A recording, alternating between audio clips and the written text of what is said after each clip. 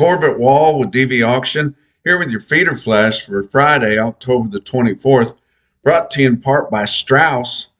Strauss workwear is a tool that you wear. You guys have seen me talk about it before, and really unique workwear and tough as nails, guys.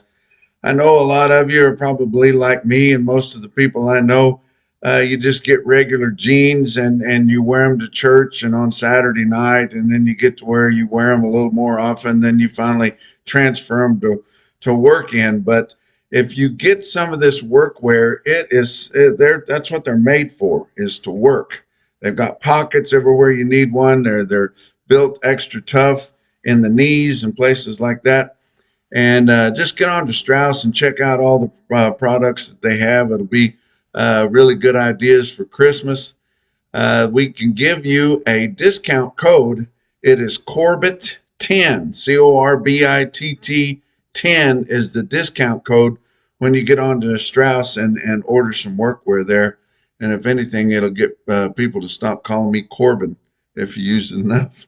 But also, Unionville Livestock Market and Creston Livestock Markets in north central Missouri and south central Iowa, guys.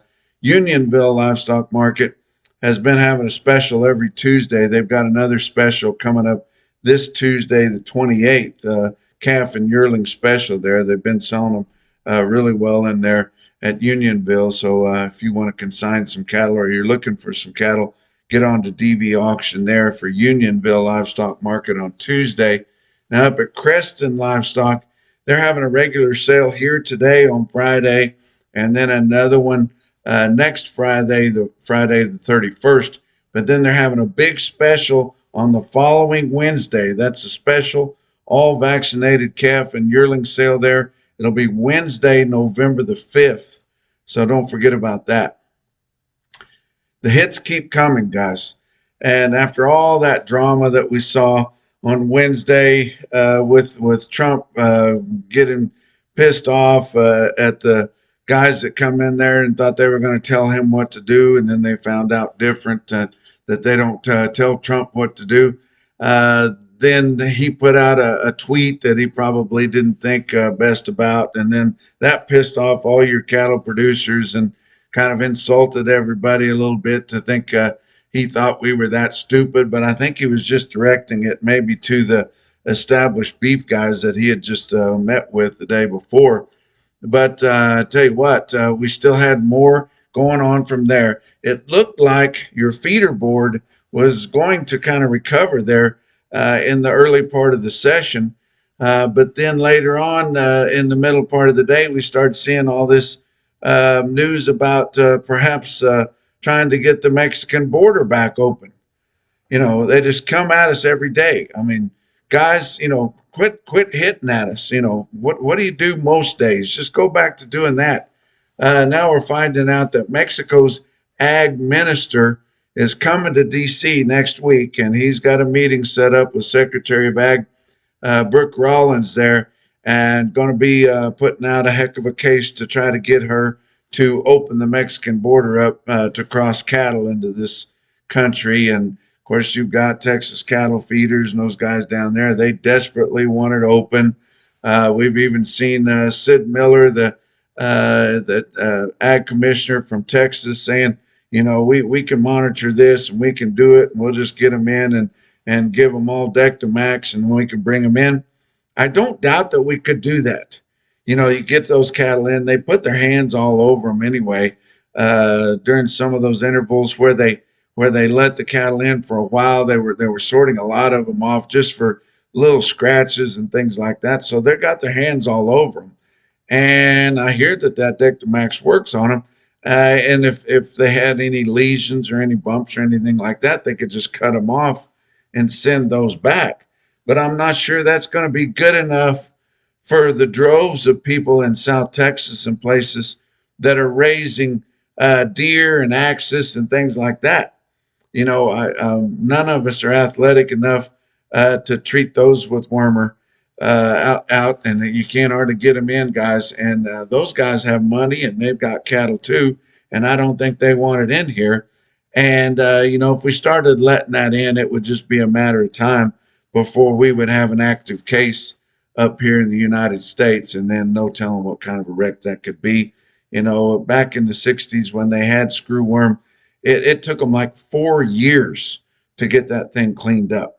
Why don't we just keep using what we know will work and get them completely eradicated before we start taking them back in again, guys? Talk about a sale that you guys might want to be looking at early next week. It's Buck Ridge Cattle Company in Seymour, Missouri.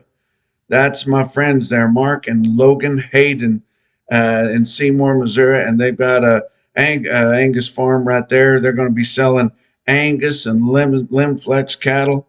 They've got 50 bulls, 30 registered females, and about 25 commercial heifers they're going to be selling. It's Monday, October the 27th at 1 o'clock in the afternoon. They'll have one heck of a lunch, guys, if you can get over there. If you can't get over there, get on to DVAuction.com and you can view and bid that sale right there. Let's talk about your board on Thursday. October live cattle futures up 67 cents at 239.72. December was up 135 at 241.17. Your back months on live cattle were mixed from down 27 to up 30. October feeder cattle down 172 at 363.35. November contracts down 277 at 361.45. Your back months on feeder cattle all down hard after that limit down day that we saw on Wednesday. On Thursday, your back months were down 360 to down 482. That has taken a toll. How about new crop December corn futures down 1.5 cents a bushel at 426.5. Beans for November down 1.25 cents a bushel at 1043.5. And your hard red winter wheat for December up 1/4 cent at $5.25 a bushel. Your fat cattle trade, we had a little bit more trade, mostly in the northern plains again on Thursday. Iowa, they sold about another 500 head, but they've already sold 5,600 for the week so far because they had a lot more trade late on Wednesday than what we knew of. But live sales on Thursday were 239. That's a buck lower than last week, but steady with Wednesday. And dress sales at 370. That's $2 lower than last week's market. Nebraska sold another 400 confirmed on Thursday. They've sold 3650 so far this week. Live sales in Nebraska on Thursday were 238. Now that's $2 lower. Just keeps creeping down a little bit. Dress prices in Nebraska on Thursday 368 to 370. That's $2 to $4 lower than last week. Kansas didn't have any trade on Thursday confirmed. They did have some trade late Wednesday that we hadn't picked up yet, and it was at 240, steady with a week ago. Texas also had a few sales, just a couple loads there late Wednesday at 240 and nothing on Thursday. Talk about a couple of fat cattle auctions up in the Midwest there. Kelowna Sales Barn in Kelowna, Iowa. They're a DV auction broadcaster. They had 700 head for their slaughter cattle auction. Fed steers and heifers were mostly steady, selling from 238 to 246. In Sheldon, Iowa, at Sheldon Livestock, they had 350 head. Fed steers and heifers were $2 higher there also, with conventional fed cattle selling from 237 to 240, 250. Box beef cutout values were higher on Thursday. Choice cuts at up 249 at 370, 314. Your selects are up 113 at 354.74. Your slaughter for the week up to this point, 446,000. Terribly disappointing compared to last week and last year at this time. Talk about what else is going on. Livestock Risk Services. Of course, they're your LRP specialists, and that's Dakota Moss and all the agents that work right along with him. Normally, on this episode through the month, this episode of Feeder Flash and sponsored by Livestock Risk Services, we'd be saying that you couldn't have any LRPs written today because we're going to have a cattle on feed report. There's no cattle on feed report because the government shut down, and that is one thing that they did not deem necessary to have was National Ag Statistics Service. So not going to be any cattle on feed report. So I guess we don't have to worry about that. We'll just have to worry about them throwing daggers from every other direction, thinking that they're going to get beef cheaper when the only thing that's going to get beef cheaper is if people stop eating as much beef and they can't price it as high as they are now. And so they have to lower the price to get rid of it. Not sure why people don't understand that. And people got to where they were authority suddenly after yesterday, Trump coming out on social media. You know, he had just droves of people, and all of them were so fully informed that they wanted to tell the world what they thought. And most of them evidently didn't think that we were ever getting any beef from another country. We've always gotten beef from other countries. We've always gotten beef from other South American countries. We have the biggest import we've ever had of beef was last year, right as all these beef prices were going up. And we were getting most all of it from Brazil at that time. The one thing that Trump did do is whenever he put the big tariffs on Brazil, it pretty much stopped them bringing stuff over. Now, I'm sure they're trying to come in back door through Mexico and maybe through Argentina and places like that, but we're not getting any shipments straight from Brazil any longer. Let's talk about your feeder cattle market, brought to you by Specialty Risk Insurance. They are working to protect your livelihood. Your real-time index from DVAuction, based on an 800-pound cash auction steer after all your sales had concluded on Thursday, was sitting at 364.82, down 374 compared to the end of Wednesday's trade. So hits keep coming there too, guys. Your latest CME cash feeder cattle index at 370.62. Now I'm coming to you from Fallon, Nevada. Originally, we were going to be out here to video the roundtable discussion about grazing public lands at Nevada Livestock Marketing. It was going to be on Thursday with Secretary Brooke Rollins, and then Jack has a big feeder cattle auction scheduled for today here on Friday, but we're still here today on Friday. We're going to be broadcasting this sale on DVAuction.com. Jack's got about 5,500 head of cattle coming to him, all feeder cattle and calves. I tell you what, they'd be kind of that high altitude desert cattle. They'll be a lot tougher and easier to straighten out than what you find most places. So get on to that sale. It's going to start 10 o'clock Pacific, so that'll be about noontime out in the central part of the country there when it's going to start. Have a lot of good cattle selling in there, and you can view and bid them right on dvauction.com. Let's talk about your big sales that happened on Thursday. Pratt Livestock, that's winter livestock at Pratt. They had 3,300 head. Steers were $7 to $10 lower. They had spots there of unweaned ball and calves without shots, bringing as much as $30 lower. Feeder heifers were $7 to $10 lower, and the heifer calves were unevenly steady.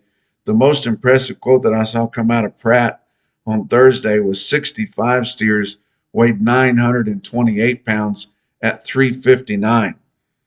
Another big sale was up in Dickinson, North Dakota, the Stockman's Livestock Exchange. The East Barn there, all my buddies up there, they've been having sales just swapping back and forth between the East and the West Barn. The sale barns sit on each end of the same stockyards, so all they have to do is pick up and go over the other one. But been having impressive sales at the West Barn here lately, but they had a big sale at the East Barn on Thursday. They had 4,800 head, and it was lower. It's lower everywhere, guys. You can't take all that money off the board and have your feeder cattle auctions not be a bunch lower. Steer calves $15 to $20 lower. Heifer calves $10 to $15 lower. Spots $25 lower. But Stockman's Livestock Exchange was your Superior Steel Sales, home of Superior Standard livestock handling equipment. Stick out sale of the day for Thursday.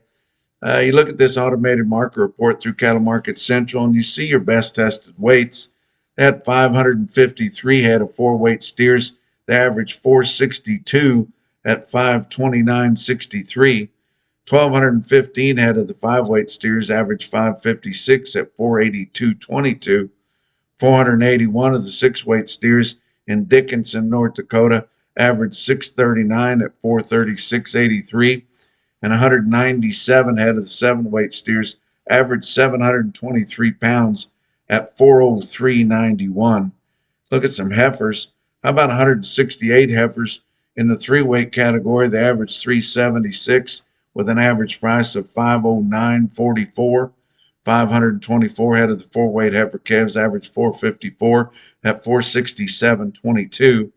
587 head of the 5-weight heifers averaged 544 at 421.44, and 287 head of the 6-weight heifers at Stockman's Livestock Exchange in Dickinson, North Dakota averaged 648 with a weighted average price of 389.11. The most impressive individual quote I seen come out of Dickinson was 81 steers weighed 604 and bring 470. That's a big time quote. Give you some other individual quotes from all around the circuit there. How about Clarinda Livestock Auction in Clarinda, Iowa? My friend Derek Bird sold some yearlings in there, backgrounded yearlings from Maysville, Missouri. 77 head of 728-pound steers bring 393. That was awfully good. How about Belfouche Livestock Market in Belfouche, South Dakota? Sell some peewee steers really high. 77 of those weighed 360 at 662.50. Wow, that's a big price. But the most impressive quote that I saw anywhere, and your Macrocin, no BS, top quote for the day, come out of Napoleon Livestock in Napoleon, North Dakota. I was just up there a couple of weeks ago, guys. Really nice people there. 78 steers weighed 700 pounds at 420. And that's your feeder flash for Friday.